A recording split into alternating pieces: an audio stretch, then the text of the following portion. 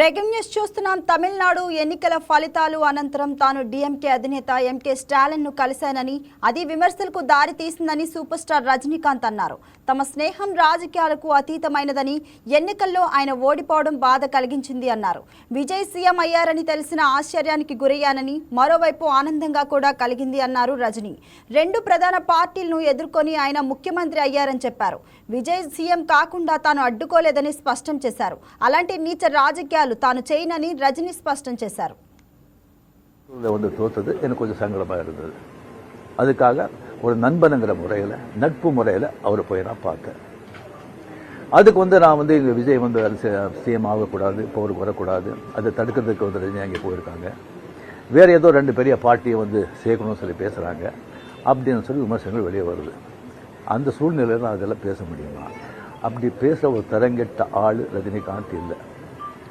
அது வந்து தெளிவுபடுத்துகிறார். ரெண்டாவது வந்து நான் அவர் வந்து வாழ்த்து சொல்லலை, ஏர்போர்ட் போகும்போது வாழ்த்து சொல்லலை.